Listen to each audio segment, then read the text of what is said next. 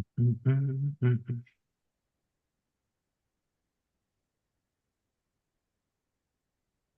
right. Are live in Memorex.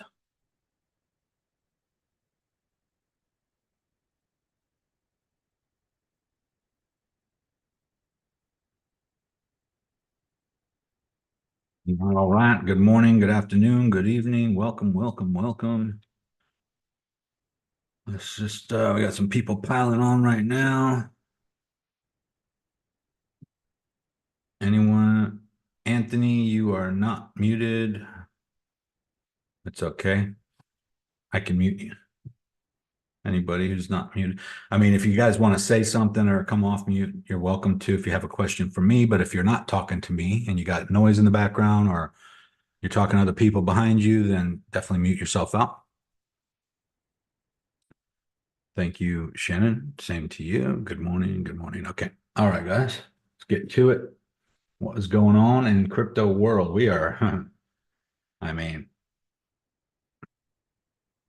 let's just look at this. I mean, coming right to my lines that I showed you where the CME gap was right here, or is still. Let's just zoom out and see what we're bouncing on here. We have a little bit of a gap between the 91. I would say it's probably the 91.7 to 92.7 range. But that doesn't mean that it's just going to fill that and then bounce up. Okay. I hope that that's what happens. But a lot of times with gaps, like here's a gap, for instance, it didn't just fill it right here. This one did. This one filled it right here and then bounced up lower high and still went lower quite a bit. So it went to fill the gap. All it needed to do is come to 114,355 and then ultimately came to 113,040 before going back up. Here's one where it created a gap right here. This is the 4-hour time frame. Nice little gap. Filled it here perfectly, like right on the nose, and then bounced a little bit, but then dropped much further down. Now, keep in mind, we were retesting all-time highs up here at this level, and we did get higher first before that happened. So that gap was followed by an all-time high of 124.5. We had another little one right here, I think, and that gap was followed by an all-time high. And this gap right here was a lower high, and then it obviously got filled here and then we dropped much further. Same with this one, gap. Now the difference is these are gaps on the way down in a downward trend. This gap down here was on a major bullish upward trend. So, the first one before that was this one. And we filled it here and it was downward. So keep in mind, see, we're downward. But this gap was in a downward trend. So let's see if we can find one in an upward trend. Here's one in an upward trend. Very similar to the one we're about to fill right now, where we created a big gap and continued up to 108. And then we double topped at 109 and we came down and filled this gap right here at 77.9 and still dropped all the way down to 74.5 before bouncing because the gap was very close to previous resistance level. So right here, if that were to happen, then I would say that we could go as low as 89. That would be a major support level from a previous major resistance level. And it's not just right here, guys. Boom, boom, boom, boom. Before breaking out, we never retested that. But if we go back even further, you can see it's there. We bounced on it here. And then way over here, we had resistance on the way up perfectly before breaking through and holding a support and then climbing and then support and then resistance. We had a gap here, breakthrough, support, breakthrough, resistance. And then we finally broke through, had a little gap, and we never came back down to this level. So in my opinion, it's, we're expecting the gap to be filled and we're just going to shoot up, but that's not usually how it works. Sometimes the gap is filled and it still has a little ways to go before bouncing. Now, what I would say is that it's probably going to be more like, I mean, depending on where you look at this overall downward trending support, falling wedge support line here, there's a couple ways to look at it. We have a center line right here.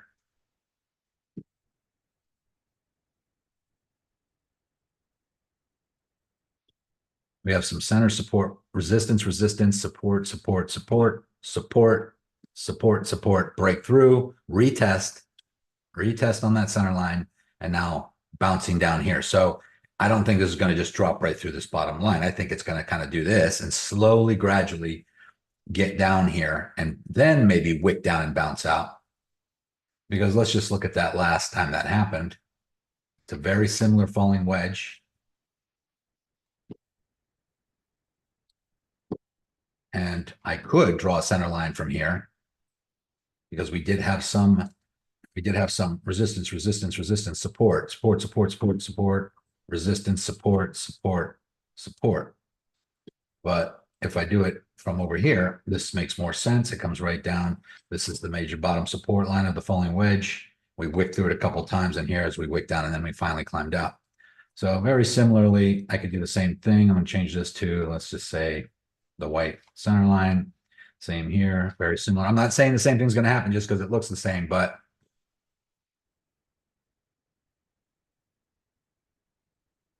this line we already broke out of. I don't really need that anymore. That was the upper trending. Everything was coming to this point right here. Upward trending support, sideways trending support. We broke down below and then got above it a couple times and then fell down below, retested, and then dropped again. This line down here is the one I just drew, which is the support underneath the CME gap at 89.9.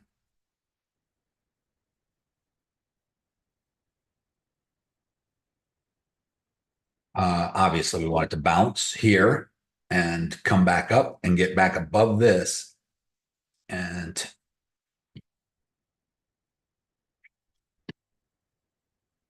I mean, this is a long running support line going all the way back to, I mean, all the way back.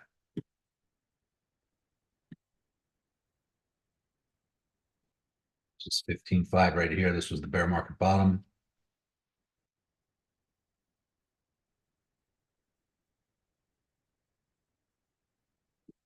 And we are way below it right now. So that's not necessarily a good sign, but there's a couple other lines I could look at. Let me draw one from the 49K zone where we were also tracking. We've been tracking that for a while. And that one we also broke through. That's the white line. We hit it here as support. We wick down to it here, which is also the center line here. I mean, look at it. It's so amazing how these things just converge right at the exact spots, right where these lines cross. Center line, support, and upper trend line, support. Hit it again, resistance. I mean, support, and then retest it as resistance right on the nose. And not only right on those, but right where the downward trending resistance touches it. So we're below this long running upward trending support going all the way back from 15.5. And then we're also below this one coming up from 49. We're also now retesting the CME gap, and the next support under that is the 89K zone. And all of these lines converge right down to it. And it is certainly possible and highly, expected by some that we could just boom, boom, boom, boom, boom, boom, and break out. Now we'd have to get way back up here to get back above this, 112 for another bullish move to the upside. And I mean, when I look at the different time frames, guys, and I look at like the 12-month here, I've been telling you guys for a long time that usually, and again, I have to say this, it's just because history has been doing a certain thing doesn't mean this time is going to be the same. It is totally possible that this time is different. By the way, All that time I was on the CME gap. So let me just go back to the actual chart. Have to switch it back over.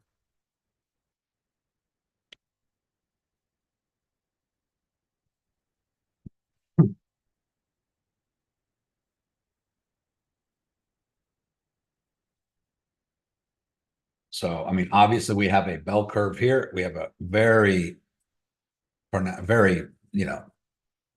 sharp curve. So what does that mean? That means our highs, our all-time highs are not, I mean, we have diminishing returns, meaning our X multiplier is getting less and less and less for every all-time high.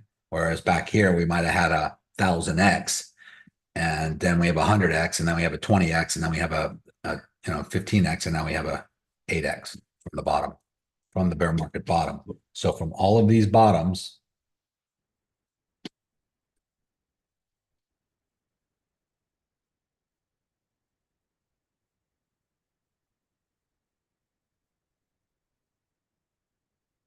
this one is a big one. The chart doesn't go back far enough, but and we're also, something interesting is forming here, guys, on the 12-month time frame. Now you can see this candle right here. There is no candle anymore. We actually, when this candle ended here, it was like 93, 94K. And then this candle opened and we went all the way up to 126. We're coming back now to this candle flipping red. And the significance of that is interesting because that has never happened on this candle. This candle is not one of these red candles. This candle that we're in right now is this candle. It's this candle. It's this candle. It's the one that always indicates the all-time high of the bull market. And so this was the all-time high in 2013, bear market, 1, 2, 3, 4, all-time high in 2017, bear market, 1, 2, 3, 4, all-time high in 2021, bear market, 1, 2, 3, 1, 2, 3, 4. We're in that fourth candle. 126 could have been the high, but we still have 1 month and 15 days left of this candle. And the concerning part is that it's coming down already. That doesn't mean it can't turn red and then turn green again. It can, but we only have a month and 15 days left. So 45 days or so. And a lot can happen in 45 days because some of the biggest moves on these candles, if I go down to like the weekly and show you some of the biggest moves in these final stages of the bull market and these previous bull markets were parabolic. Like, I mean, 1, 2, 3, 4, 5. That's 5 weeks right there. 5 weeks from 7,200 all the way up to 19,700. That would be like Bitcoin going right now from 195 up to 180 in the next 5 weeks. And that has happened before. Here's another one. We hit an all-time high. We had a huge pullback. Huge. As Trump would say, huge. Look at that. 75%. Boom. 1, 2, 3, 4, 5, 6, 7 weeks.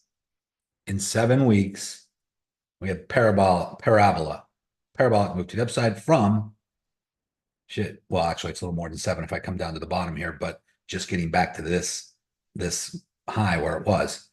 So, but let's just say from the end of October to the end of the middle of December. And I can go back and show you over and over again. 1, 2, 3 weeks, 4, 5, 6. So even from here, it was a huge push to the upside just in a matter of a month and a half. So in a month and a half, you can have that. You can have those big moves to the upside. Right here, November, December. So 1, 2, 3, 4, 5 weeks. That's exactly what we got, guys. And that's happened in every bull market. Let's go to the last one.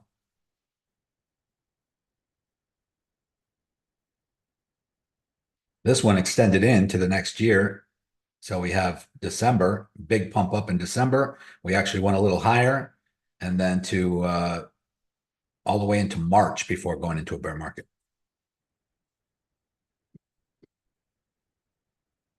So here we are now, and every time we've had one of these big pumps to the upside and big drawdowns, we pumped up higher. Big drawdown, pump up higher, big drawdown. The problem is every time we pump up higher, it's getting less and less and less high. And so this was kind of interesting here where we hit 73.8. This was huge. We went up to 108. But then the next high was 109. The next high was 112, and then 123, 124, 126. In a very short period of time, we had 1, 2, 3, 4, 5, 6 all-time highs.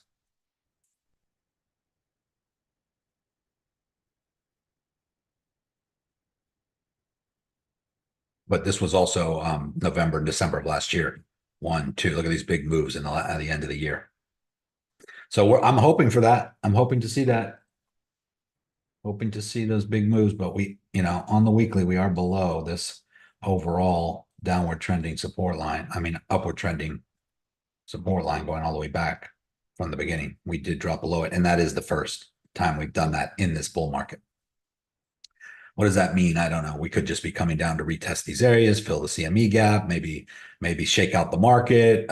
But it also could be turmoil in the markets. I mean, there's a lot of analysts, a lot of people calling for a market crash because of the impending uncertainty with the dollar and the switching over to the digital age, digital currency. Everything is in the process. By the way, we only got like a week left before all that's supposed to happen on November 22nd, the end of this week, going into next week. So we're going to see either something crazy happen or nothing. Maybe it's all just a big nothing burger, right? But that's what we're waiting for to see.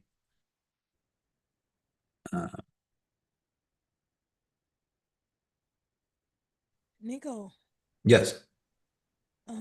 I remember you used to say that when we break a support or resistant line, we need to wait for a retest before we get to a trade. So if we're looking at this right now, like if we consider that it's really break, should we have a retest or before we can confirm the downtrend like more deep? Or Yeah. I remember Bill said to not all the time it retests, but what are we talking about retesting? We talking about this upward trending yeah, support? this big support line that it break. If Yeah. we really consider that it's a breakout, yeah, I remember you used to say that you Yeah. wait for a retest first.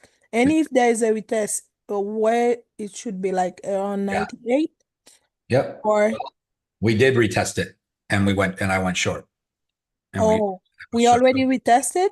Yeah, well, I'm on the weekly right now, but if I zoom in, you should be able to see this candle right here opened up and came back up and retested this line. But let me go to the lower time frame so you can see it better. Support, support, support, breakout, retest. Okay. So technically speaking, we not only broke through it right here, clearly, I'm on the 4-hour, which is still a very accurate higher time frame, but we also kind of retested. And then if I take this, because this is actually a upward trending support that was clear from the CME gap area where we held support right here at the 93. That's where we're at right now. And we did hold this support to all of these new highs until we broke through and retested that, dropped down to this line, broke through and retested that. And so that was a good place to short. Doesn't mean it's going to a bear market, doesn't mean it's over and that it's all over, but that is usually what you wait for is a retest. And not only a retest, but for it to start dropping further than when it fell out, which is right about here. So if you got in anywhere, around here on a short. Now the problem is it just coming to fill the CME gap? Is it just coming to this? There's a little bit of support underneath the CME gap right here, somewhere in the 88, 89 area. That would be the next support level besides the CME gap. I mean, besides the support it's hitting right now at 93. because there is obvious support right there. And that support, by the way, does go back, and you can see it clearly. It was resistance, support, support, support, support, support, support, support, support. All of this is support, even though it wicked down below it, because it needs to hold underneath it. As long as it comes back up above it, then it's support. Wick down, support, support. This is the only time it fell below it and then came back up and couldn't get above it. So that's resistance. Resistance, resistance, went through, support, support, support, support, and then climbed above. Now we're bouncing on that same major support, previous support and resistance level. Resistance on the way up, support, resistance, resistance, support, support. Now, how long is it going to bounce here? Or is it just going to wick through? I mean, there is a CME gap right here. And I'm confident it's going to fill it. That's what they do, especially when they're that close. But the next support down would be right here at 88.5 approximately. And that's clear also, going all the way back, where we hit it, broke through to that 93.5, and then held a support here for a while, hit it again, resistance. And then we did wick through a couple times into this zone. And then this one, we worked right down to the bottom of it. And then this one, we broke through resistance under the white line and wicked right back up to the top of it. So it's kind of like a zone. And we're getting into that zone right now. We're falling into it right now. It's not just this white line, the 88, or this top line, the 93. It's this whole area in between, because as you can see, we could wick all the way down to the bottom of it and then bounce right back up. But if we get below it, here's the key, guys. This is where I would say, okay, this is different territory right now. We got issues. And all of it could, I think it's just mostly, if there's a crash and it starts to go down further, then it's mostly just uncertainty. There's so much going on right now that they're behind the scenes that only a handful of people actually know and understand. But Trump and the administration is basically having a total reset. And I believe that that's been posted publicly by not only Trump, but also, the Federal Reserve and all kinds of governmental agencies come November 22nd. And what they're basically saying is that for the last 6 months, they've been operating on the blockchain, half the blockchain and half the normal way of doing things. Swift network, all the financial transactions. They're testing it out for like 6 months. And I guess, from what I understand, that coming next week, supposedly November 22nd is the day, going into next week, that the whole financial system switches over to the blockchain. Now, that's scary, right? I don't know. How many of you guys remember partying like it's 1999? You remember that back then? Yes. That was like the greatest genius song of Prince, because that song will be played, forever, because everyone was people. If you're too young to remember, what was happening is that the computers that were developed back in the 80s and 90s, going into the whole computer revolution, and their calendars didn't go up past 1999.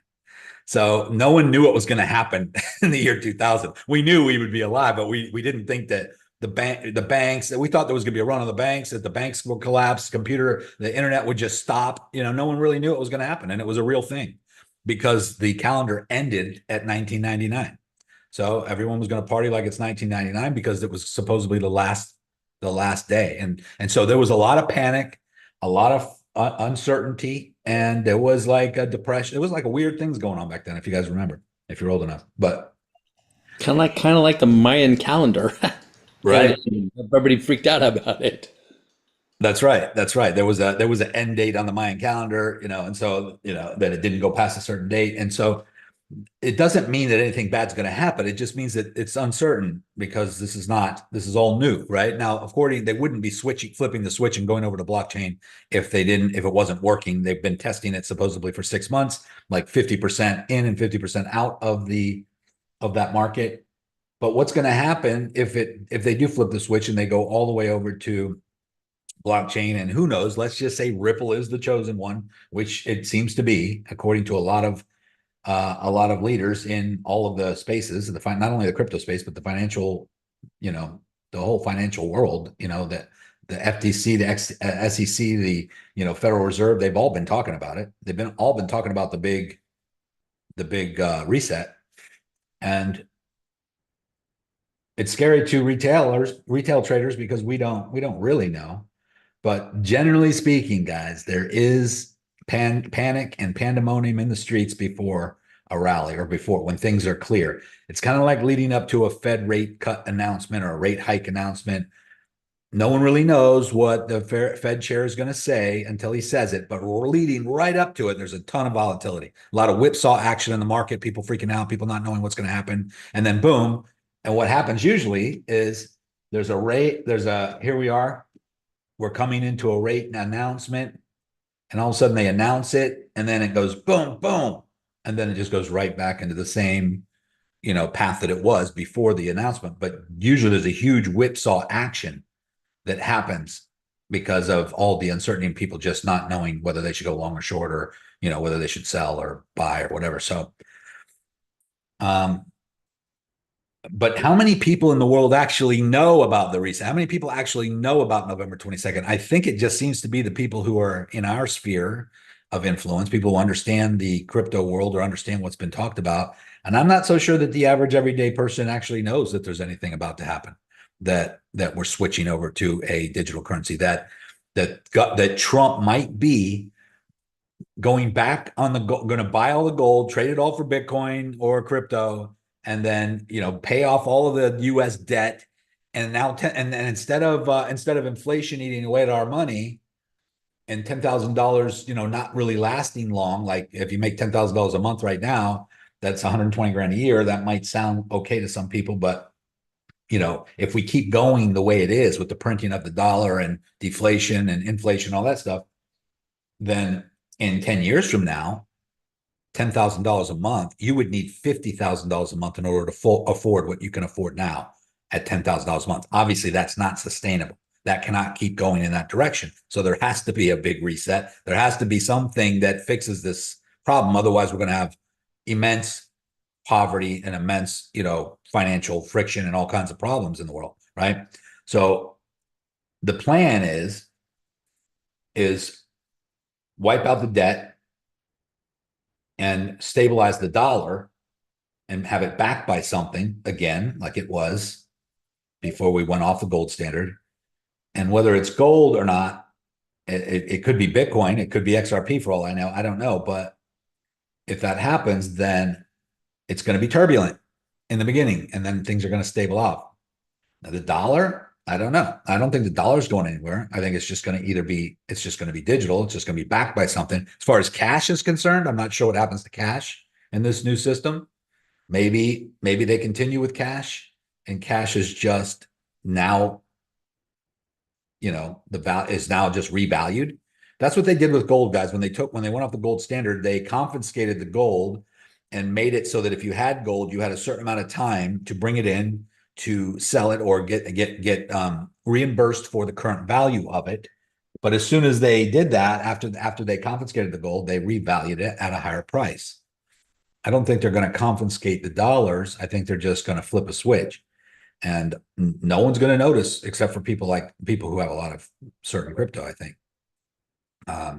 I'm not really sure, and I'll be honest with you, I'm just giving you almost speculation about what may or may not happen. But leading up to it is what we're seeing right now. It's just uncertainty. It's depression. It's stagnation. It's inflation, deflation, all of these things combined into one, where it's just a depressing market where no one knows what's happening, and uncertainty is happening, and people are getting out. People are moving their funds. People are thinking that it's over, that the bull market's over, that or even the people that are not in crypto, they're not even looking at a bull market. They're just looking at their stock portfolio plunging, right? And stock goes first usually. So the stock market crashed 20%. Bitcoin will drop 5 or 10%. Crypto never drops as much as the stock market, but it's all going down right now. Everything.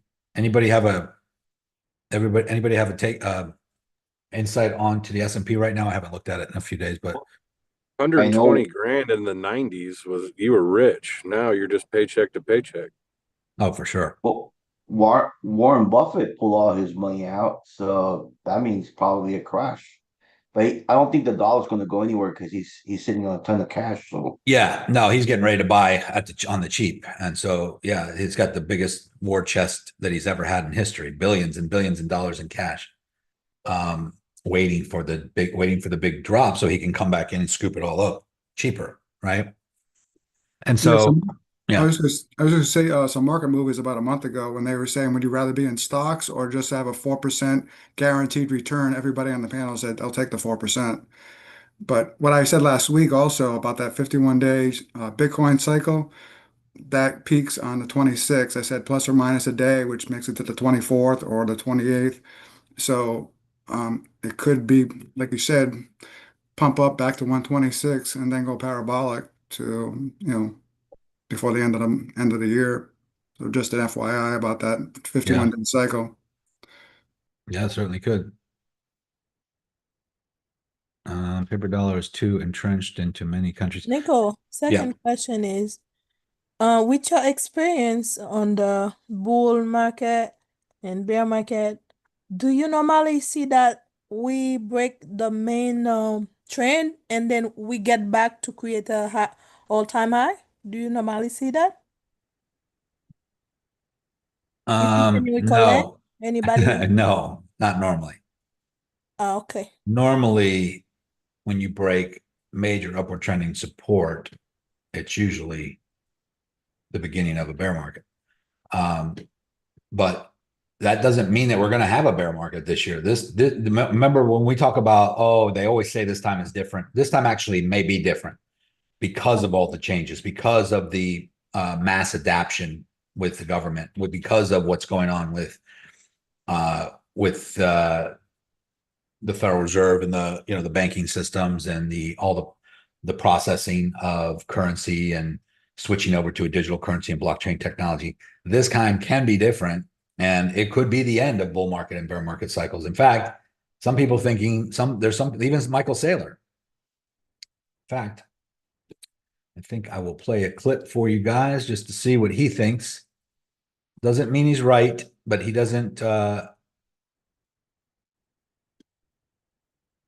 on one second. Let me just pull it up. But he doesn't care. Like in his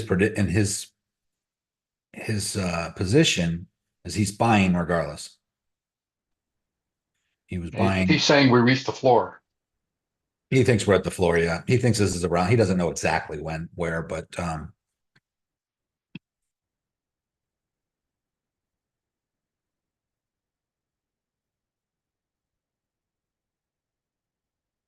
Stable, that's right. How low do you think Bitcoin goes in the cycle right here? If it goes any lower, where's it go? I think it's pretty stable where it is right now.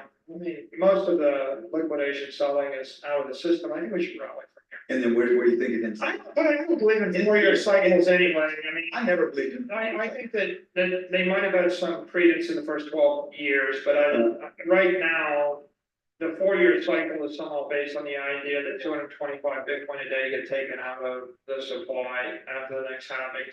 That's $22 million or $20 million of buying. Trust me, $20 million of buying. The market traded 100 billion yesterday. 20 million is not even a third order issue at this point. Yeah.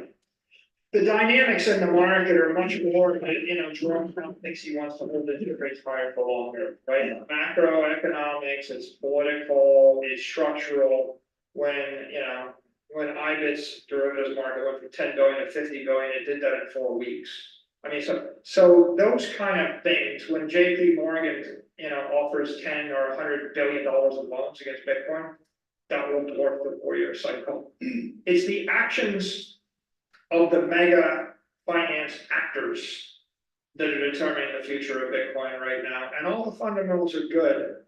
So my advice to anybody is, first of all, if you make decisions with a 12-month or less time frame, you're a trader. Yeah. If you're a trader, you're a trader. I have zero advice for you. Right. I'm not a trader. I'm not a good trader. Yeah. I don't purport to be. I have zero advice for you. On the other hand, if you're an entrepreneur or if you're an investor, you should have a time frame of 4 years or longer, 4 to 10 years. How low do you think Bitcoin? all right. So yeah, we're traders. I know on the screen it said traitor, but he meant traders. I mean, whoever was doing their editing didn't spell that properly, but we're traders. So we do look at the time frames less than 12 months because we can make money on the ins and outs and all the ups and downs. And my cat's coming to say hi. So I don't overly I'm in it for the long haul too, guys. You know, I expect Bitcoin to hit the $1 million plus in the coming 5 years or so, maybe even the next bull market cycle. But but as a trader, I can short it on the way down. The question is when is the bounce? And I think we could be near a bottom. When he says, I think this is the bottom or this is the support, he's not talking about this exact price. He's just talking about this area, this range, and he can't be exact. No one can be. He knows it. And he doesn't really care because he's looking at a much longer time horizon. And so, and if you look at it, like a lot of people freak out over this, and he's right. He is right about some things like this. I mean, he's right about a lot of things, but this little drop from the all-time high to the current price is 26%. Okay. Even though it did break the upward trend line, which is concerning, that is 26%. But that has happened, guys and gals, numerous times. That was 33%. Numerous times on the way up. It happens all the time. This one right here, 33%. Hit a top, came down 33%. Hit a top, came down 33%. Hit a top, came down 26% so far. Let's see if it goes down to 88. There you go, 30%. I mean, it's normal. It happens. I can go back and show you over and over and over again where that happens consistently. Here's another one, 21%. These are just, now, that's in a bull market, right? So bear market, up until this point, we've had them. But even in this previous bull market over here,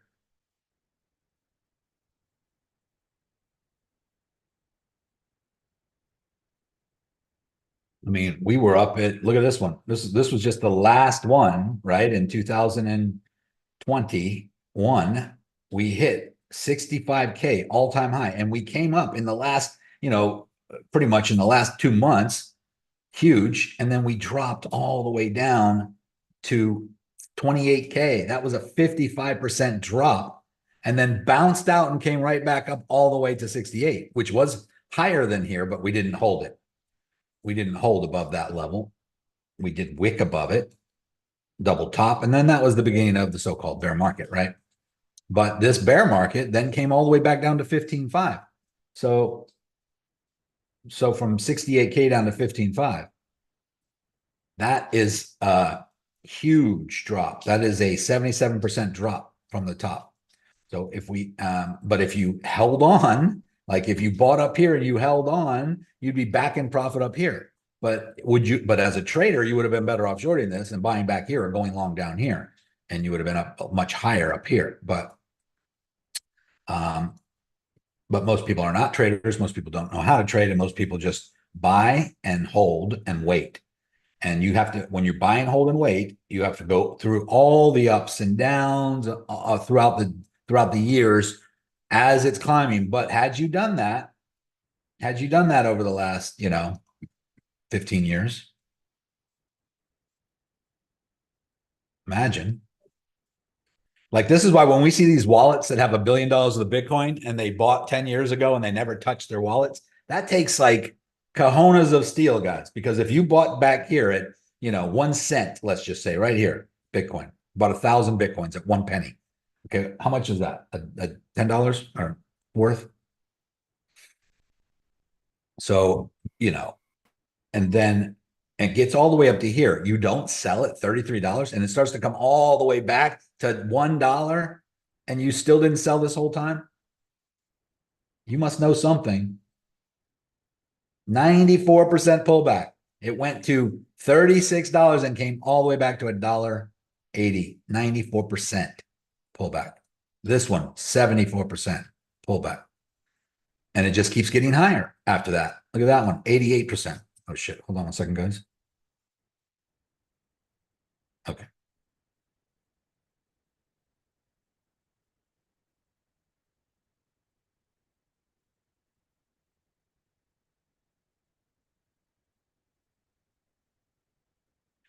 So, you know, I try not to get too worked up over these drops and these pullbacks, even bull markets and bear market cycles, because I know it will get higher after.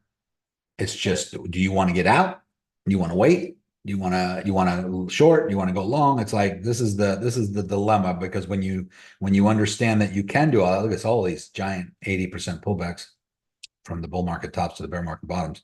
So even if we have a 50-60% pullback, or even an 80% pullback, let's just look and see where that would bring us, guys, just so we know what the bottom really looks like if we are going that direction. They average between 75 and 80%. I mean, anybody want to guess? I would say right there would be the worst case scenario. And there's a reason. Because we never retested this level. 30K, 31K. We never did. After we broke out, it was major resistance, support, support, support. In the last bull market, breakthrough, resistance, bear market, resistance, resistance, breakthrough, and we never came back and retested that.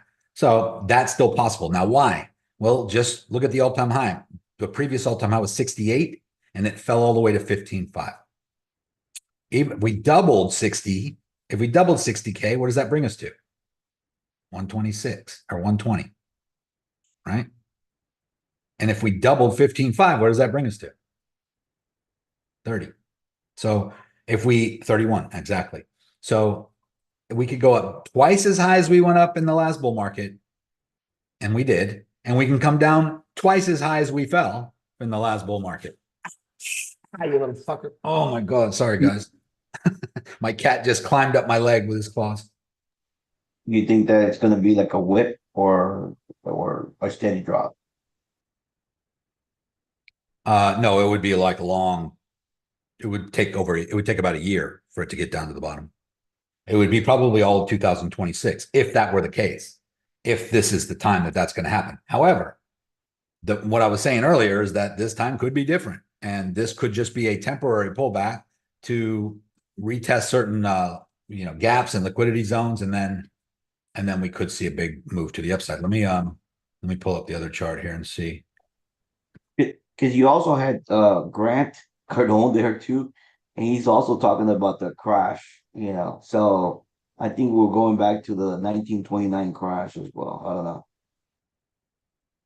Yeah, to be honest with you, me personally, I don't put too much weight on Grant Cardone or anything, that he thinks he knows or says, but I personally don't like the guy, but that doesn't mean, I mean, he's obviously smart. He built a multi-billion-dollar company in the real estate space.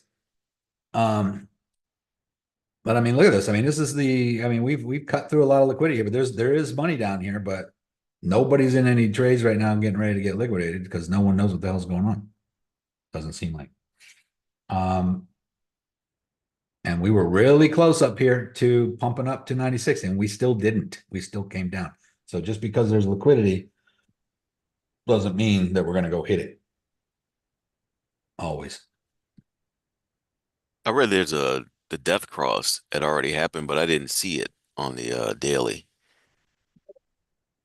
I shared this the other day, yesterday or the day before. This is the Bitcoin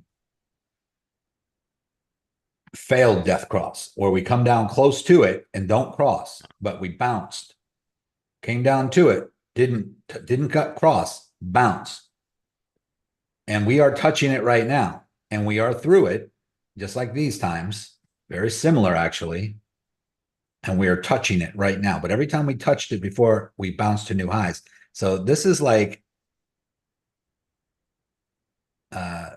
the price was down here at 90. The cross was at 107. I mean, it's like right there. Is it going to cross? If it crosses, that's not good. But last couple times, it did not. It failed right at the last second. And it does look like we're trying to cross it right now. It does look like it's more than just bouncing on it, but everything else looks very similar. Yeah, it looked like it was close, but not actually Yeah, not quite yet. touching it. Yeah.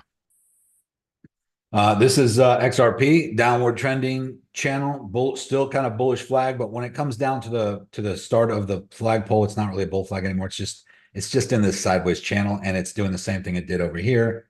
It comes down, bounces. This one wicked all the way down to here. We've already had that long wick down, way down even further than that. So we went all the way down to 125, and we came back right above this channel and held support. Now we continue to have lower highs and lower lows.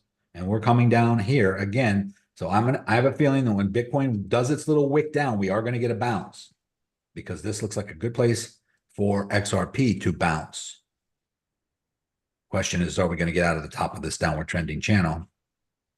Finally. And we have pretty much, I would say, this week.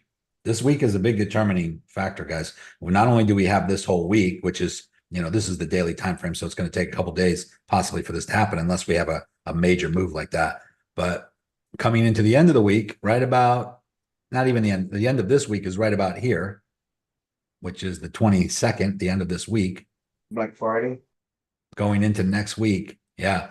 And we could either see a big bounce or a breakthrough. Now, let's look at this. What is this? I moved this line out of the way, but that's because we did have upward trend, even though that this is a horizontal line and sideways trending channel where you can see there is support here at this line. There have been some longer wicks down and then shorter, and then, but so it's something makes me think that there is something here on this upward trending support line, and we're about to hit that right now. But if we break through that, then I'm just going to delete that because it may not hold any weight at all. But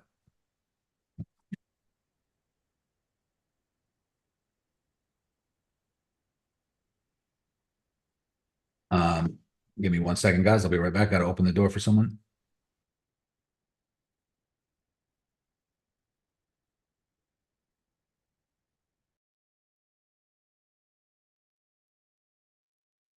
For a minute there, I was just watching his screen so I could watch the cat play. That was hilarious. What a pretty cat. It looks just like mine when I was little. Meet the wizard.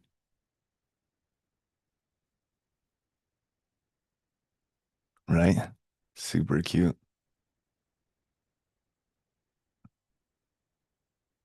Nico's opening the door for opportunity. That's right. Is Bill stacking in his longs yet? I have been actually. I've got solid orders in until down about 87 or 88,000. But yeah, I've been stacking in orders. Landmines. Landmines, that's right. I think Nico's back. Yep, I'm back. So we're kind of like in this weird holding pen right now, guys. We're kind of in this weird area where something big is probably about to happen. And when it gets tighter and tighter and slower and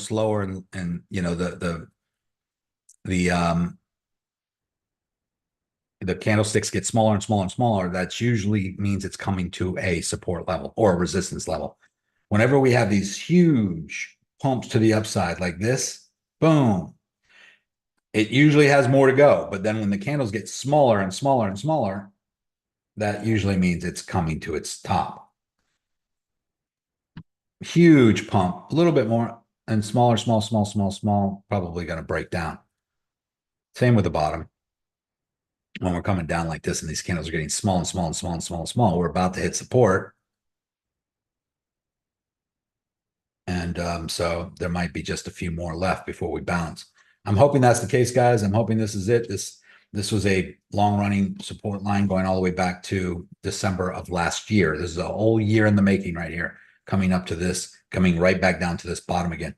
As you can see, last time we hit it, we bounced up high, hit it, bounced up high, hit it, bounced up high, still downward trending. So that would be equivalent right here, would be equivalent to us hitting it and only bouncing up to here, which would be 240 again, and then doing it again. But as you can see here, we came down below it. What would that look like over here? It would look like us just doing that one more time, where let's just take a line down here from this support and touch all of these. Nico, what would you use as confirmation that it has reached bottom and is turning back up again? Breaking out of the downward trending resistance. So above the top yeah. yellow line. Yeah, that top yellow line. Like if it could bounce, but if it doesn't get higher than the previous high and continues down, it's going to make a lower low. So I guess I'm still new, and it seems like in some cases you say the breakout is what you want to use as confirmation, but that often you've lost a lot of the move in that case. And then there seems to be another area of thought is that you should layer in some longs at the bottom there where you think it might have reached the bottom. Yeah, I mean that's you certainly can do that. I just wait and watch and just enter manually. I mean, there's a lot of people that will put conditional limit orders in and layer them in like that. I just personally don't. You're welcome to do that. Because I'm not I want to see it do it first before I'm in long already. I'm in longs from up here. I'm already very negative on some longs. I'm just staying in it because I'm expecting that bounce here or here at the least on this one, which would bring us down to about $1.75 again on XRP. If it continues in this pattern below the $2 zone. This yellow line is the $2 zone. If we get below that, it only did it a couple times. It wicked down and got back above. Wicked down, got back above. Wicked down, got back above. So we're going to bounce, maybe come up and have another lower high, and then maybe wick down and come back up just to retest this line here, which is the $1.75 zone, which as you can see, hit it here. We wicked down a little further here, and this one wicked down much further, but this was an anomaly. This is more of a, that was the big tariff, 150% tariff announcement on China, which they kissed and made up like a couple days later. And billions came back in, like 3.4 billion came back in and sucked it right back up. Which you might say, that's a little shady. Yeah. Yeah. Somebody bought way low. Somebody was given an opportunity to buy at a record low. And then, but why didn't it keep going? Why, if that was the real bottom, then how come we're not out of this yet? So you got to always look at the bottoms. Like usually a bottom never gives you a chance to buy because it doesn't last. It's in and out very quickly. And you don't know that that's the bottom. But since it's still doing this and still trending downwards, then that may not be the bottom. Yeah, the guy that probably did that, he probably bought it. The guy that sold probably bought it right afterwards. Yeah, usually, yeah. So took everybody's lunch money and bought back in at the lowest price possible. Hey, Nico, that yellow support line, is that $2 right on the button or? Yes. Thank you.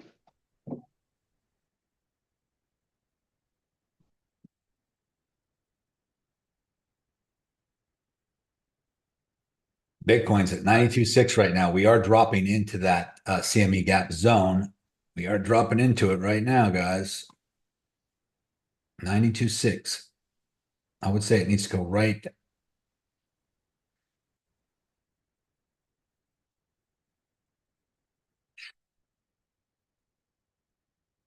I mean, you can see all the support down here, guys. You can see clearly.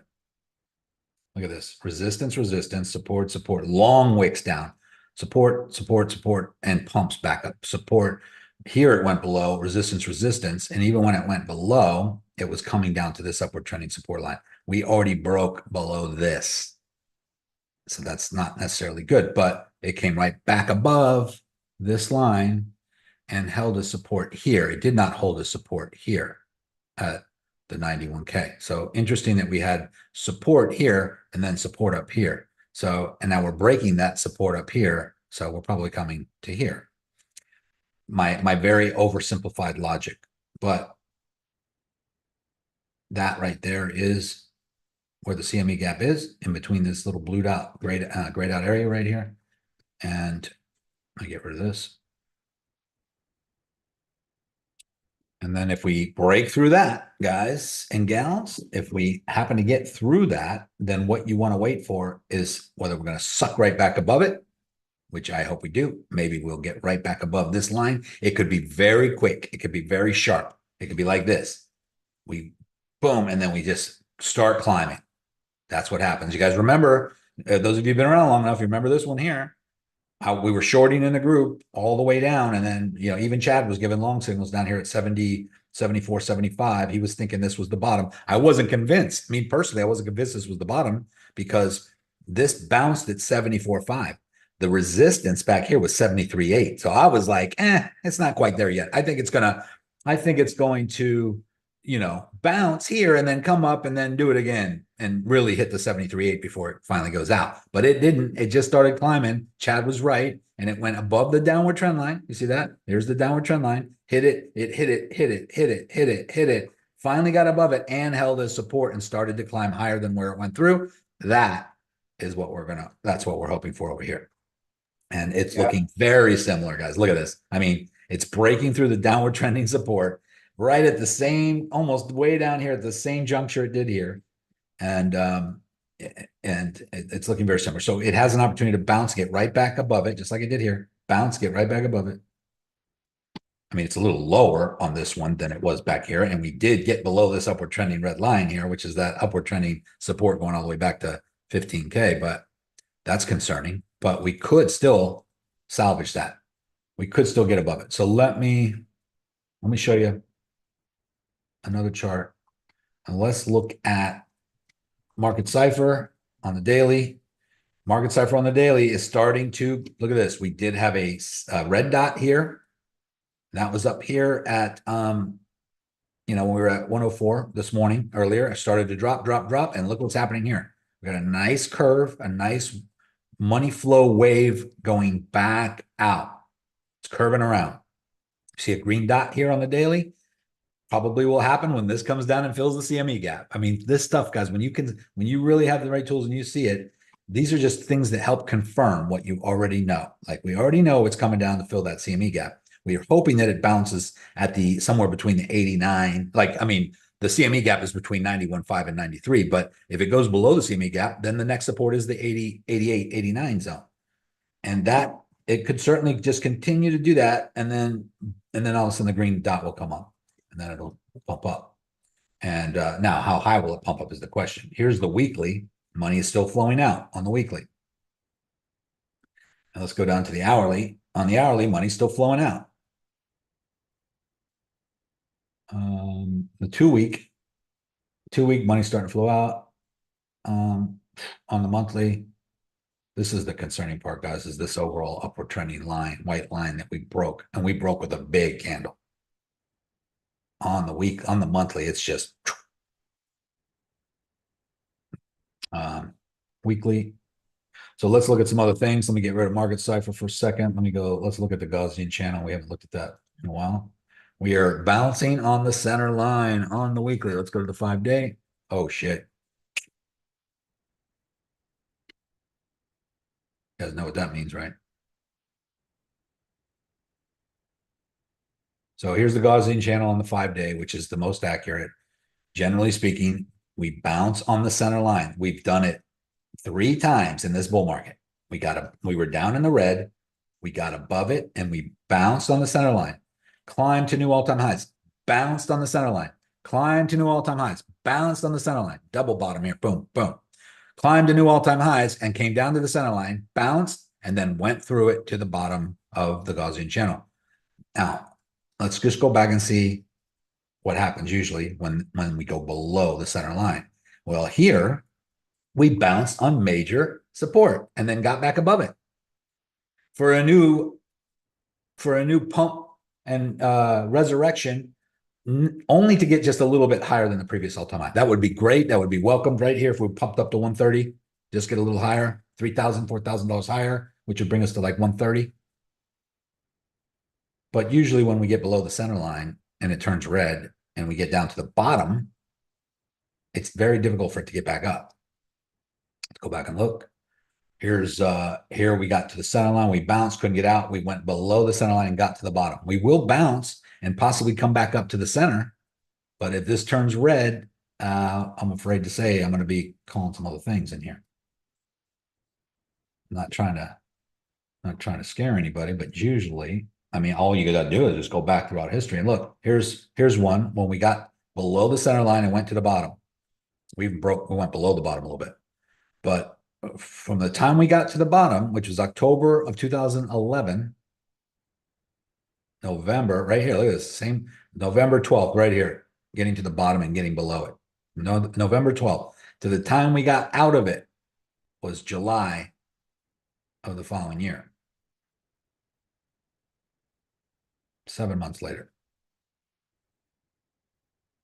But notice this, the price did start to go back up. So that would be very positive for us. We wouldn't really worry about it because the price was going back up, but it just didn't break out until, 7 months later. Is this 100% factual guaranteed? The Gaussian channel is whatever it says on the 5 days set in stone? No. Obviously, there's been times where we've dipped down and got into it and got back out. But when that happened, on those times that happened, it was not a higher high.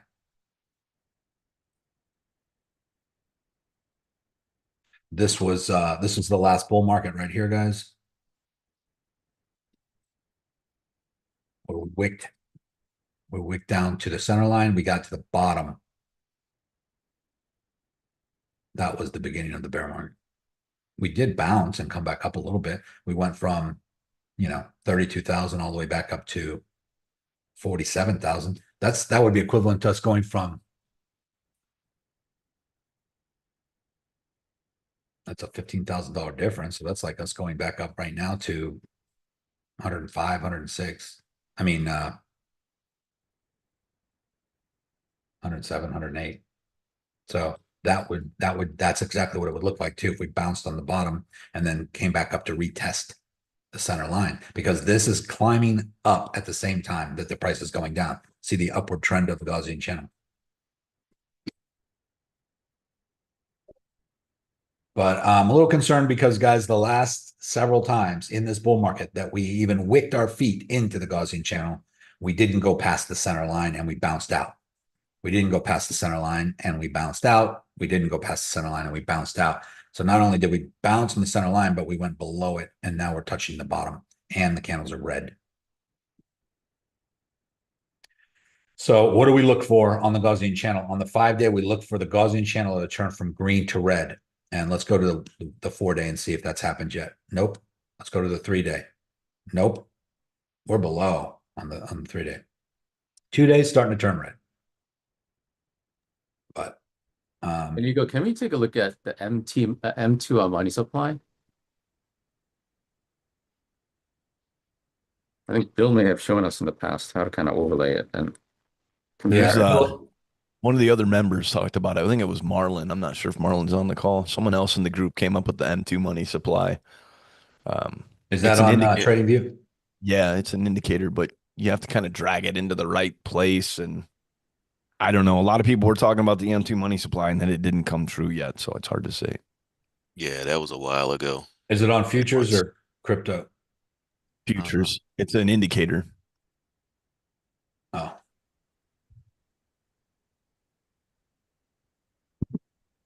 Yeah, it had deviated away from it. Yeah, it did. Global. Yeah, there's a bunch of them.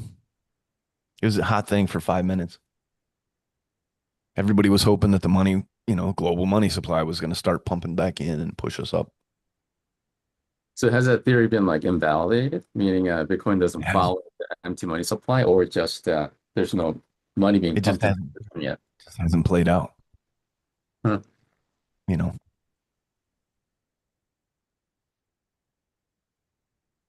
Here's another. Hey, Nico. Yeah. How about some thoughts on HBAR and XLM at these prices? To diversify a little bit. Buy. One over the other? All of them. All of them. Okay. HBAR, XLM, Stellar Lumens, XRP, XDC. I don't think you get XDC on major exchanges right now, but you can find it somewhere. You know, I mean, I think XRP will lead the pack there. If you have enough of those, you don't really need to worry about the other ones, probably. But I think that having a little bit of all of those is a good idea. Even Solana, you know, they're all going to serve a purpose. They all have their place in the new economy and the new financial system. I don't know what the price of H bar is going to be. I don't know what the price of anything's going to eventually be at, but I do know that, you know, they've already done the math on XRP and what the prices can be depending on how much XRP or Ripple is in use to settle the daily, you know, transaction volume.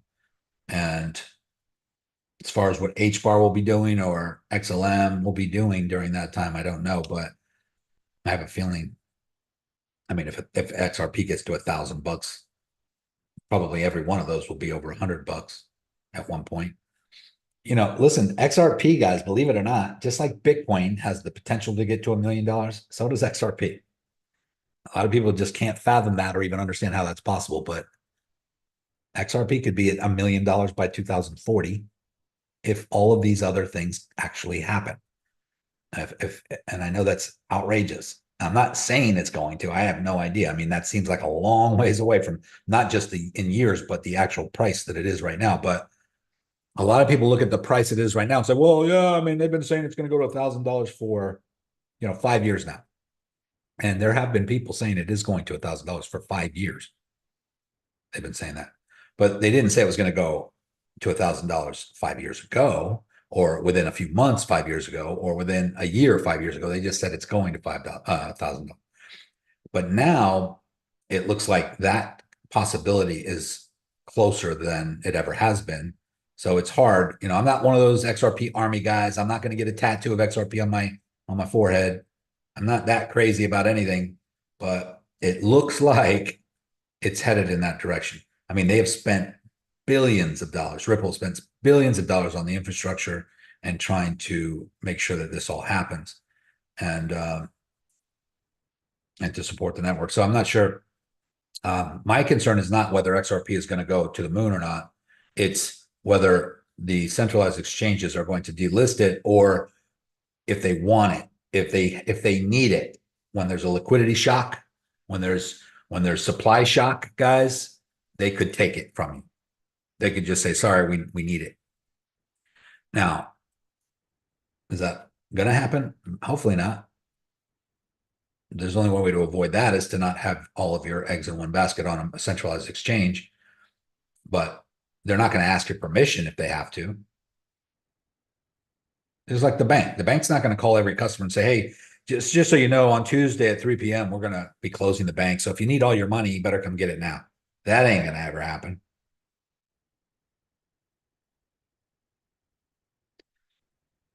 In fact, they don't want you to know what they're about to do. Hey, Nico, if you are you on can you move to the 5-day again and then look at the 2021? I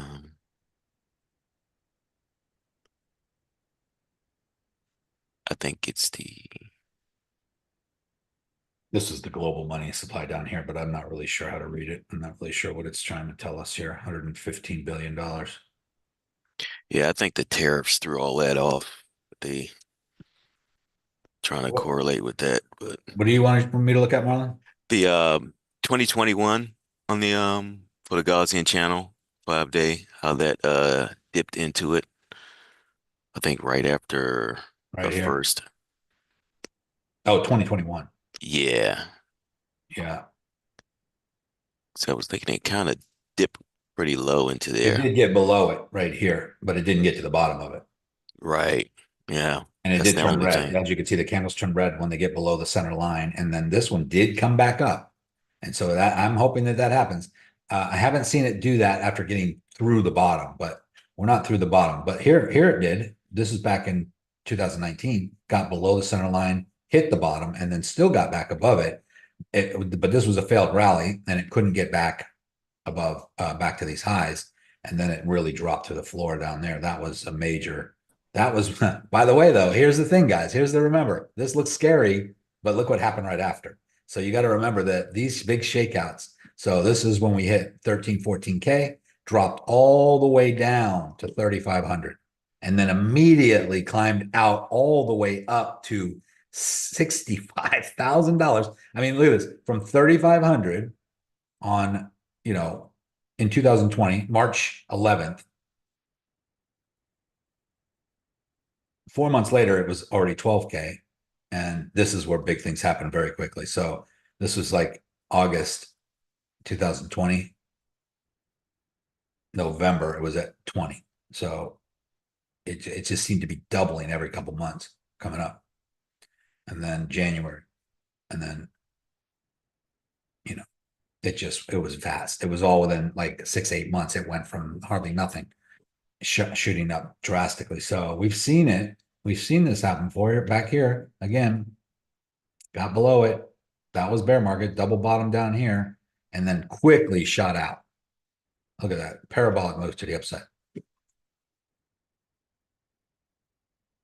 But you know, I just want to be clear. It's not because of these indicators that this is happening. The indicators are not making that happen. It's the you know what's going on in the world. Yeah, go ahead. What determines the width of the Gaussian channel? Is that the volume or like? That's a good question. I don't really know. Because now it's touching the bottom, but maybe if we get a lot of volume, maybe that Gaussian channel widens. Yeah. Then it doesn't touch. I'm just thinking. I don't know. Yeah, that bottom right now, where the Gaussian channel is on the 5-day, is exactly the bottom of the CME gap right there at 91.5. So if it wicks down to that bottom, which it has done, when it does do it, when it does wick down to the bottom, it looks like sometimes where it just wicks through it and then comes back up. So if we get a massive buy now and it spikes up, like does the Gaussian channel widens then, or does it what? Does it widens or does no, it no, I mean the Gaussian channel is, you know, this is a what determines the width, like the channel? It's probably it's probably the Gaussian function, and that's like calculus 2 level stuff. I mean, yeah, I don't know if I remember correctly, but yeah, I took that stuff, but I don't remember. That was 25 years ago. There is an explanation for the width. I just don't know it. You'd have to like Google definition of Gaussian channel and what the width means, but it's continuing up. I call it the green fog. It looks like a, you know, fog or like quicksand. When we get into it, it's hard to get out of it. But there is a reason for the center line and why the candles turn red once they get below the center line. There is a reason for all that, and something out there will explain it. So if you want to Google Gaussian channel, spell it correctly. It is spelled G-A-U-S-S-A-I-N. I'm sorry, G-A-U-S-S-I-A-N. Gaussian channel on trading charts, and then you know what it's actually telling you. But from my read on it, I was, instead of wondering all the, you know, the math behind it, I was just wondering, what does it mean when it gets to the bottom? What it means to get to the middle, and what time frame is the most accurate? So I learned that the 5-day time frame was the most accurate. So I'm always on the 5-day when I'm looking at it.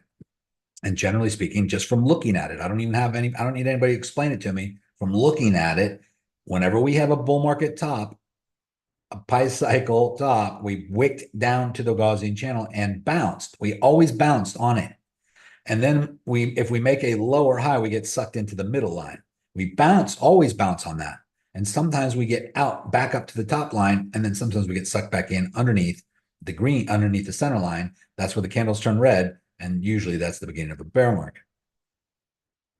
But every time, if I go back and look, we bounced on it. We come down and bounce on it, make a lower high, get sucked to the middle line, bounce, get to the top of it, and get sucked down in. But like, there's a lot of times we bounce and bounce and then get sucked into it. Bounce, And here we stayed above it for a long time. Bounced. Got sucked in. Bounced. Bounced. Bounced right here. Got stuck to the center line. Bounced out of it. But got sucked back into the center line and then came below. And that was the beginning of the bear market. So it's, you know, I'm not saying it's the end all be all. I'm just saying that it's just one more indicator telling us that we are now coming to the bottom of the Gaussian channel, which is usually, if you just look at every other time that that's happened, it's a bearish situation. We'd have to get back out of it, right? So let's go look at some other important indicators. Let's see, what is the EMA ribbon telling us? We are, of course, below that. Let's go look at the weekly. We are not only below the EMA ribbon,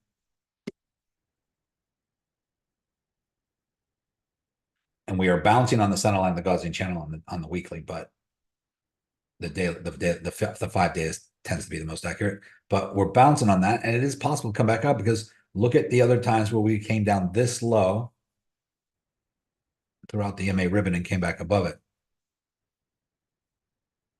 And then came back above it. So we could be right at bouncing time, guys. We could be right at the time where this little wedge, I mean, this little gap right here is the CME gap, and we're in it. And we're bouncing on the center line on the Gaussian channel on the weekly. And this white line is the 88K. We could wick down to that and bounce out. We need to get back above the EMA ribbon to get bullish again. And then if we go and look at, let me close up the EMA and the Gaussian channel and look at this.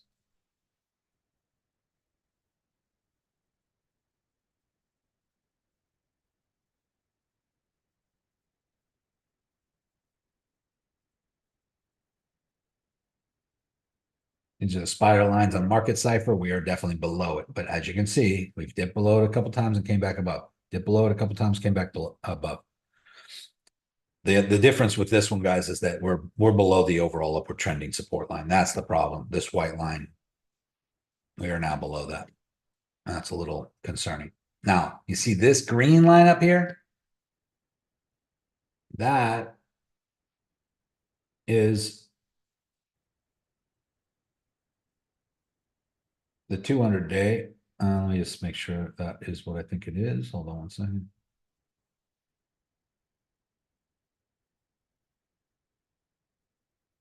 That's the pi cycle. So that, let me just make these lines a little darker so you can see them. Here's a problem. It's not a problem. It's actually a good thing, but it's concerning.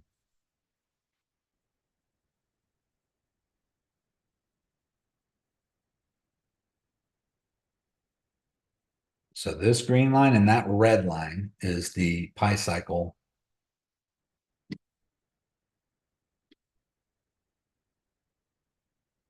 It's starting to turn down. It is starting to turn down, but look how far apart they are. So generally, the pi cycle top predicts with accuracy so far the top of a bull market. When there's a pi cycle cross, when the red line and the green line cross. So where did that happen here? Right. They crossed here. Where did it happen back here? They cross right here. And if you put your mouse right where the cross happened, right here, and look at the dotted line going straight above, it's indicating where the cross happened right here, pi cycle top. And every time there's a cross on the pi cycle, that's always indicating the top of the bull market. So far, throughout history, that's what's happened. Look at that. The problem with this one is that the pi cycle is not even close to crossing in this bull market so far.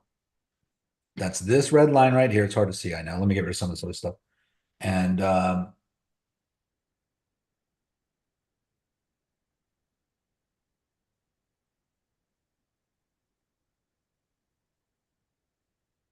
this red line and this green line. The problem is it's not even close to crossing. So what does that mean? That means that this time it is different for sure. But it could mean that we still have a parabolic move to the upside still coming, which would bring this red line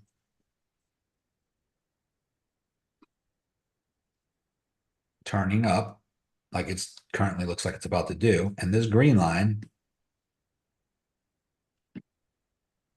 coming back down until they finally cross each other. And then usually that would be a top. That's usually how it works. And as you can see, once there's a top, that indicates the top of the cycle, and the green line keeps going up and the red line starts to come down. And then look how far the gap is between those two lines, and that's a bear market. Then they come together again. They get closer and closer. Now they're getting far apart again. And so is it going to, there was no cross. Say again? They're very far apart, so they're gonna have to make some sharp turns to be able to cross within That's a month. right. And so in order for them to even get close together, now we're talking March, April, before that would even happen. So is it possible that the bull market could extend through December into March of April? Yeah, I guess that has happened. Or it is also possible, like Michael Saylor and some other people think, that this cycle is just not the same anymore. He's not believing in bull market cycles, bear market cycles anymore, and things could be changing. And that certainly could be the case. I'm not telling you that everything I'm showing you here on these charts is set in stone. And, just because that the 12-month chart candle shows the end of the bull market on December 31st, that this time can't be different. It certainly can. Until it is different, I can't assume that it's going to be different. Listen, I don't know how impactful this is going to be. It will be impactful in some sort of way, but I know that BlackRock and its partners are making a big move on Friday. We know what they're doing is going to bring triple returns, 200, 600,000% in returns. So whatever they're about to do is going to be big, and it is going to impact the market, whether it's going to be good or bad. Yeah, I would say that from what I hear, it's not going to be good, because what they're going to be doing is taking profits on Bitcoin and moving it into maybe their ETFs, their other ETFs like XRP ETFs. So because when they started their ETFs, guys, it was 73K for Bitcoin. They might be taking those profits and rolling that into the next ETFs, which would be XRP. So that's when we would get a breakaway from Bitcoin. A non-correlation or a break from XRP correlating with Bitcoin. And we could see parabolic moves on XRP because of that, because XRP, all the ETFs are getting ready to go live and pump. And from what I understand, they were just waiting for all the changes. And I think November 22nd is the deadline or the date where they're all supposed to be live. So we will know, guys. This is a very powerful week right now, because a lot of things are coming together. Here's a list of them. We're coming down and filling the CME gap. Okay, that's one thing. That's one small thing, but it is a thing, right? The pi cycle is very far apart, which means that in order for a top to be in, if we go by history, they have to cross. They're not even close. So the top's not in. That's what that means. Top's not in, or this time is just different and it's not going to happen. Or we just have a big pullback and then the top is over here somewhere in, March, April. That's possible. And then you got all of these huge hedge funds, rolling into these new ETFs coming out. You got the government making all these new rules and talking about a deadline and switching over to the blockchain technology and getting off, eliminating the US debt and backing the dollar with crypto and Bitcoin. And, Michael Saylor, of course, still thinks that the projection on Bitcoin is just continuous up and that there's no more cycles anymore. So there's a lot of changes happening in the next, in this bull market cycle that might make it obsolete, bull and bear market cycles. Might just make it that maybe that did happen for the first 10, 12 years in Bitcoin, but maybe just not anymore. So with that being said, I don't have a crystal ball. Mute yourself out if you don't have a question, guys. Kendrick, you talking to me, or was it someone else? Sorry.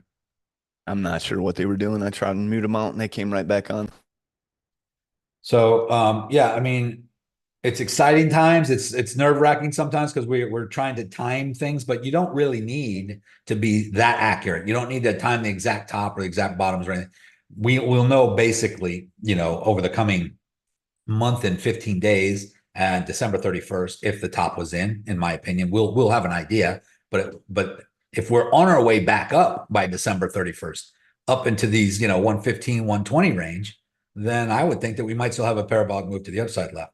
But if we're way down here below the 88, fizzling away by the end of December, then yeah, I would consider that then that the bull market top was probably 126.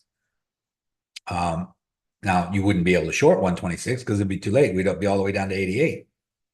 So I am long and short right now. But it's all dependent on this bounce right here. My long positions will get better if we bounce here and climb back up, and I will close out my short positions. Actually, my short positions should hit their target. Let me just go over to. So I have a take profit target right here at 90. Where is it? 91.2. Stop loss already in profit on my shorts. So I'm not concerned about the shorts.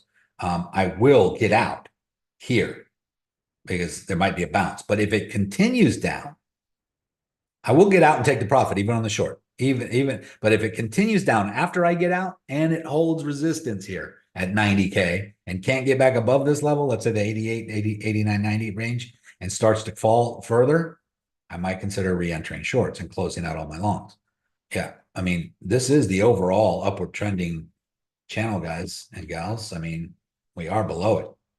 We are below this overall upward trending channel where we had, every time we had a high, it hit the top line. Every time we had a low, it hit the bottom line. If we're bouncing this one, we've went through the bottom line now. Nico, so you're in a long and a short, at least one or two? I'm hedged. I am hedged on Bitcoin.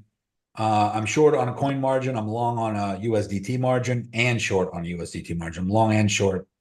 And then on XRP, I'm long and short. What's the benefit of having that that's why I never, the two different. Yeah, I never give hedge signals because there's no benefit if you don't know what you're doing and you don't care of the outcome. And that's hard. I don't know who's in that position in this group. It's not the safest bet to make. Because here's why. Let's just say it drops like a brick through a wet paper bag. One of my positions will do well, but my other ones, I will get stopped out or liquidated. Right? So if I make $1,000 on my short and lose $1,000 on my long, okay, I break even. Didn't really serve a purpose. So when is it beneficial to do it? Or what is the purpose of doing it if that's the case? Well, you do it when you think that the bottom is close to in, right?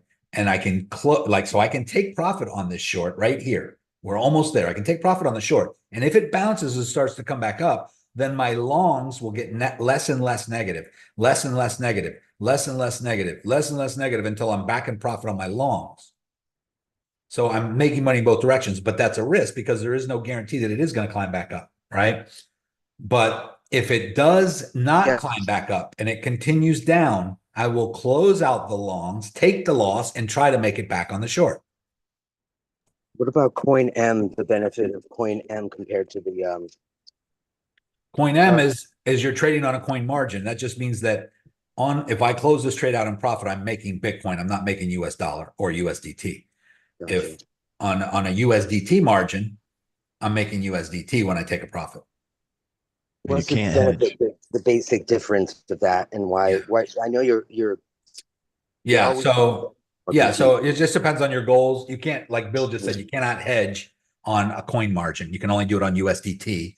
You can only have two trades in opposite directions on USDT. But the reason why you trade on a coin margin, at least me anyways, because I'm trying to accumulate more Bitcoin during the ups and downs. But this is where some people get confused. If I short Bitcoin right here and Bitcoin drops all the way down to, let's just say here, that's a 15% move to the downside. And let's just use round numbers. Let's say I have a whole Bitcoin that I risked right here. That would be 123,300, one whole Bitcoin. And then it dropped down to here.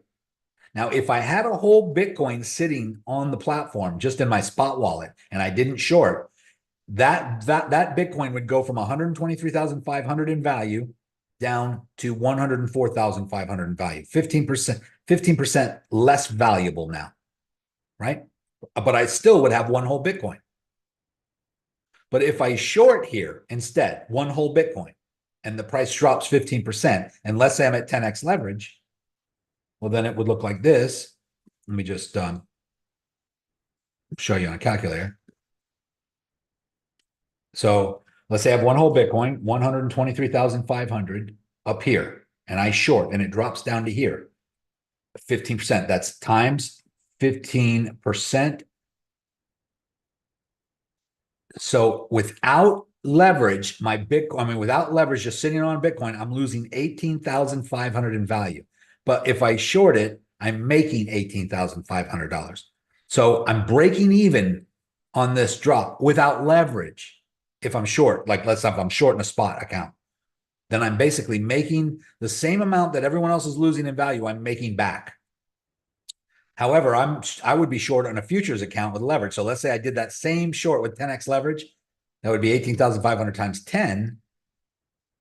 I would make $185,000 more Bitcoin on the way down. So I had one Bitcoin up here at 123,000. By the time it got down here, I made another 185,000. Let's say I closed that trade out. That would be my one Bitcoin plus, it was 123.5 plus 180 some thousand. I would now have $308,000 worth of Bitcoin, but Bitcoin would now be worth 15% less than when I started. So Bitcoin down here is now 104.5, but I have 308,000 of them. So you take 308,000 and divide it by the 104,500. And now I have 2.9 Bitcoin, whereas up here I only had one. I know shorting is confusing, especially with leverage, especially on a coin margin, because the value of the coin is going down, but I'm accumulating more of it on the way down. So down here, everyone who's sitting on Bitcoin and Coinbase is crying because Bitcoin dropped in value 15%, but I'm laughing because I just made almost 3 more Bitcoin.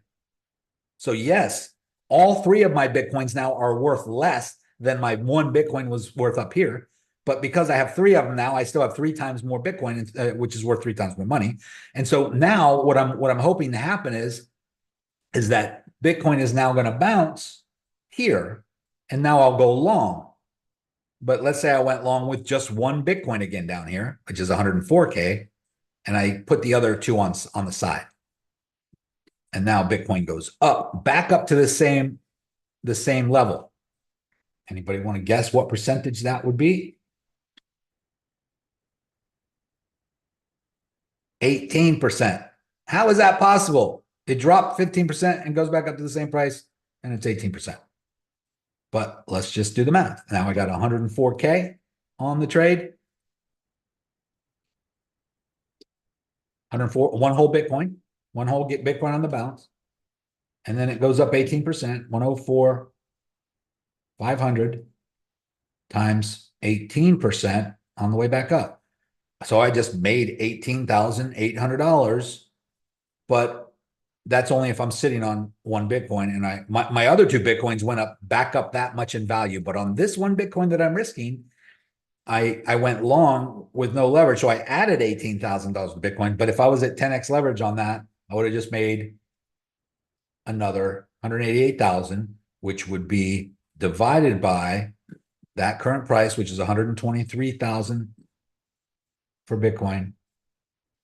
That would have been another 1.5 Bitcoin added to my overall Bitcoin. So when Bitcoin just gets back up to the same price it was when I have one Bitcoin, I would now have 1.5 plus 2.9. That's only 0.5 more, not 1.5, I don't think. Because you have one already, right?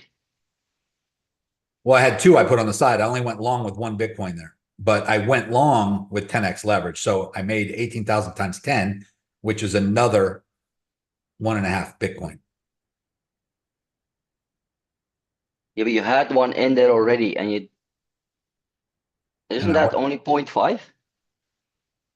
So I had one Bitcoin at 104,500 down here, and it went up 18%. That's 104,000 times 18%. The value of Bitcoin only went up $18,000, but I was at 10x leverage, so I made $188,000 on that trade, which is the equivalent to another 1.5 Bitcoin. Oh yeah, because you have leverage. Yes. Okay, I get it. Yeah. Nico, if I may, Yes. please make sure you're consistently profitable before trading in Coin M. It's a hard lesson when you're losing Yes. your Coin M bags. Yeah, it's true. Yeah, guys. So a lot of people ask me what the benefit is and why I do it, because I don't trade for income. I trade to accumulate more crypto. And it just depends on where you are in your life and what you need. If you're trying to make money so you can pay your bills, you can still trade on a coin margin, but you got to sell it in order to, you got to convert it back to US dollars, any Bitcoin profit you made in order to realize those profits and to cash that out, right? But losing Bitcoin can hurt more, because if I lose $10 of USDT or $100 of USDT, that's how much I've always lost on that loss. Like if I lose $100 USDT on a trade, it's never going to be more than $100. But if I lose $100 with a Bitcoin on a trade, and then Bitcoin 10x's after that, that $100 of loss that I had, that $100 with a Bitcoin I had before I lost it, is now worth $10,000. Had I not traded it, had I not lost it. You see, because Bitcoin goes up in value over time. So just like if I were to buy just like the pizza guy bought two Bitcoin. I mean, he bought two pizzas worth a total of $34, two large pizzas. And at the time he wanted to be the first person to buy something with Bitcoin. So he found a pizza guy who was willing to sell two pizzas for Bitcoin, and he had to pay what the pizzas were worth. Well, at the time, the pizzas were worth $34 for two of them, two large everything pizzas, right? And so in order to pay $34, he had to give the guy $34 worth of Bitcoin. Well, at the time, that was 10,000 Bitcoins, because Bitcoin was only pennies. So he gave him 10,000 Bitcoins equaling $34, and bought the two pizzas and had them delivered, and it worked, right? He actually made a transaction. But if you take those 10,000 Bitcoins today, holy smokes. What is Bitcoin right now? 90, even at 92,000. As long as the guy who we paid it to held on to them. Yeah, which I don't know the story about that, but they still interview the guy who bought the pizzas all the time. Luckily for him, he had hundreds or even thousands more Bitcoin when he did it. But I mean, I'm sure he's kicking himself. $1 billion he paid for two pizzas. But who would have known? You think he would have known that was going to happen, 10 years later? The other day I was trading on USDT using, that was a trade, but I was doing contract trading, and I opened up two buy positions and one sell position, and I was able to profit on all three. You did. Oh, okay. Yeah, good. I closed out my two buy positions slowly, and then I stayed with the sell position, and I was able to profit on all three. Yeah, and that's the goal, guys. It's when I do a hedge, it's to make money in both directions, but it can get tricky. It's like getting caught in between a hot box. You ever seen what do they call the hot box, or when you're between two people and they're trying to tag you out? There is a way to get out of it, and people do win in those cases, but a lot of times you get squeezed. And so you just got to be careful. You got to be okay with the potential loss. And that's what Chad and I always say: never risk more than you're willing to lose, or okay with losing. Like you live to trade another day. Like it's not going to kill you. It's not going to cause you to have to move out or sell your house or whatever. You're not risking or betting the farm, so to speak. And so you got to be okay with that. Like, I put myself in these precarious situations sometimes, but I also am confident in my decision and what I think I can do and pull myself out in both directions. Or I could just sit on my hands and wait for the bounce. I could just short and wait for the bounce and then go long and wait for the bounce. I could do that. I've done that for years. I have done that for years. But sometimes you start to experiment with other things and you're like, I'll try to catch both of these. And now the problem with that is that I might be up 20 grand for the month, but I had a couple of, maybe I had a $5,000 loss or a $3,000 loss, but overall I'm still up 20 grand. What would happen if I was really, really, conservative and I didn't take those risks? I think about that all the time. I probably would be up a lot more money. But there have been times when I've taken big risks that put me way ahead, like months ahead of what I would have made had I been conservative. So I've seen it go both directions. I don't ever try to tell people to take risks. I don't give these kinds of signals in the group because I want you to learn how to do it so that you can decide if you want to do that on your own. But if you ever do it on your own and it doesn't work out, I don't want you to be coming back and saying, Nico, I did what you told me to do. I never told you to do that. I would never tell you to do that. But when you get good at it, there's people in this group, by the way, that do it all the time. There's people probably on this call right now that hedge all the time. I think John Larson is one of them. I think Bill's done it a few times. Yeah. I don't recommend it if you don't know what you're doing. Yeah. At all, because it's because you lock in the losses wherever you decide to hedge if you're already upside down. Yes, you are going to take a loss, guys. Just question is your win bigger than the loss? Or you can get lucky and not take a loss at all. You can win in both directions, but you got to have enough money to pad your account, or at least have your liquidation far enough away that you're okay with going negative in one trade while the other one's going positive. And you're going to sit there and watch. I mean, look on my screen, I'm negative $2,600 overall, but I have some trades in profit. But it's going to, I'm hoping it's going to not only work out to where I can close the profitable trades on the shorts and then ride it back up until my negative trades are not negative anymore. And that is risky sometimes. But I've done it many times where it worked out in both directions for me. So I know I can do it and I know how to do it.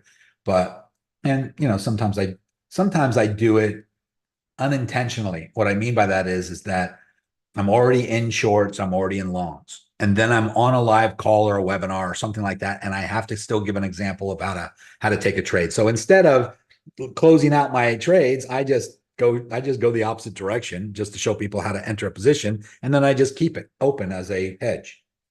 So hey Nico, yeah. When you hedge, do you go even on both sides, the same amount? No, that's another good question. No, there's a little bit of a science to that too. Whichever direction it's most likely to go, I am higher valued. I do go, or lower, I can't remember. I do go, when I go the opposite direction or hedge the opposite direction, I usually am half of the contracts that I am in the main direction, because I'm trying to scalp. Instead of just sitting there on my hands waiting for it to just go back up, I'm trying to scalp a profit on the dip down or on the direction against my main trade. And I'm confident that it's going to go to maybe this support level and bounce and go back up. So I'll scalp it, I'll take the profit, and then I won't enter long. Sometimes I'll even enter long again, but if I'm already long, what will happen is it'll just move my entry on my first long down closer to the current price. So if I'm already in a long position and I enter long again by adding more contracts, it just moves it moves my original entry closer to the current price a little bit, which makes it take less long for you to get back in profit. But that's also called doubling down. That means you're so confident that it's going back up to break you even that you're willing to put more money on the table. Does that make sense? Yes, thank you. You're welcome. Yeah, fabulous. Thanks for breaking that all down. I'm going to watch it 10 times. Yeah, it's and that's why I don't really give signals like that. I don't say, okay, guys, on this one, go long and short at the same time. I never do that because there would be too many questions and people don't understand. Well, what do you know? Well, what do I do this? Or when do I get out of this one? And it's not even worth really doing unless you really, really are, you have to be sitting there aloof to the whole thing. The ideal way to do it, one of the more better ideal ways to do it is to actually, if you go long, then you have to go short above. And usually if the main direction is long, you're doing half the money in the short, which happens above. Once you catch the short with the long, then that's when a lot of people say you could kind of like let it go on its own and kind of watch it to see where it's going. Because eventually you're going to be profitable in both directions if you watch it and keep setting the traps, either short or long. Long at the bottom and short at the top. So once it catch both directions, then you got a pretty good hedge, actually.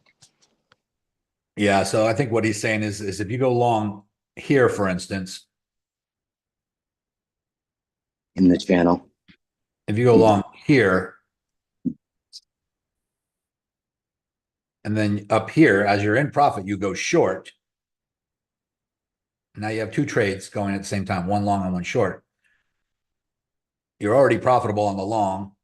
You would get profitable. You would be profitable in both trades on this one at the same time. This one would come down. You'd be profitable. You'd still be in profit on the long. You could take the short out here on this pullback and close it out for profit, and then let your long continue up. Correct. The last one that you put in. Exactly. The last and one. that's, and that's why they say, like, when you do that and it catch both directions, that's like you're using the other one as your stop loss. So you don't really need a stop loss. And if you're using low enough amounts of money, your liquidation is so far away in cross that you almost don't have a liquidation. So it's just a matter of knowing where the support and resistance is and knowing when to get out. Yeah, you don't need to, if you have a stop loss, or for instance, like you said, if you're long or short in both directions, your liquidation is your stop loss is your liquidation on cross, which means pretty much all the money you have in your account. So, but if you have a stop loss instead, like on that example I just gave, if you were long down here and you're way in profit here and you go short here, you could put a stop loss on your long down here and your short would take it out, or you could just you could do both. You could just close out the short. You can close out the long, let the short ride, but it's always a good position to be in, to have a long and a short both in profit at the same time. But you do need to know when to get out, because if you stay in both of those too long, your short would be in profit here. It would be back negative here. Your long would be much more in profit, but then your short would be back in profit here, but it would go back negative here. And then your long would be still in profit here, but your short would be back in profit here, and your long would be breaking even here. So if you stayed in it that whole time. So I don't recommend staying in it the whole time. I remember take your short here, take your profit on the short, take your profit on the long up here. But you probably wouldn't, because you'd be expecting it to come back to the top. But here it came all the way down to your break even before climbing to the top. So this comes down to greed again, and a lot of people staying in positions too long. I'm just saying, take the profit. Take the profit on both of these. Short up here, take that scalp on the short when it bounces and starts to come back up. Or you don't even have to. You don't even have to take the profit. You can let it come back up to break even and just close it out again, because you now know it's continuing in that direction, right? If it was going to continue down, then you'd be getting equally in profit on the short as you were in the long. And once it gets down to breaking below your original long entry, you can close out that long and take the short profit. There's a couple, but you got to be paying attention to what you're doing, guys. You got to understand what you're doing there. And really, sometimes the only way to actually learn how to do that is to experiment with it. But if you do, just do it with very low dollar amount. Don't be risking a lot of money. Practice and mock. Yeah. Amen. I advise it. It took me a long time to figure it out. Yeah. Yep. It's I hate to use this analogy, but you're dating two women at the same time, basically. And or men if you're a woman, but it's a risky game. You could get away with it. Could work out. But if you keep doing it long enough, you're going to get burned. The only problem with mock, though, is you have no emotion attached to it. I'm rich in mock right now, but only because only because I had no emotion to it, Yeah. But the concept is good to grasp, just the concept in itself of knowing where to set the longs and the shorts. And then you could even set like limit orders above the short and the long, just in case it goes the other way. That's another addition to actually making sure that you actually are always losing like as little as possible, or you're profitable on both sides. Yeah, we might have to bring you on and do a video with Bill or something to explain exactly how you do that, if you're okay with that. But because a lot of people are going to want to know. But at the same time, guys, I think that what a lot of people do is their mind tends to wander towards a potentially more lucrative way of doing something, but it's not necessarily more lucrative. It can be. You can make money in both directions, and it can work out in your favor, but sometimes it sets you back. So what I would do before you start worrying about hedging, I would just build your account up, become consistently profitable first, and then you can play around. And when you do start to play around with that, don't do it in your main account. or your main trading account. Do it in a sub account. You can have sub accounts for practice or for, you know, different strategies to test different things out with smaller amounts of money, but you're not playing with your main account that you're growing steadily with proper risk management. I advise against it for new people. Yes. I advise against it for sure. Or just trade with low money. Like the greatest thing about crypto is we can trade for pennies. I can get into a Bitcoin trade for 11 cents. Nobody's going to go broke trading 11 cents to learn. So use just a little bit of money so you have some skin in the game, or pretend that the money in mock is real money. You can pretend everybody remembers how to do that, you know, and it'll become, over time, you'll be indifferent to the money, and it won't bother you so much. And you can't. Scared money doesn't make any money.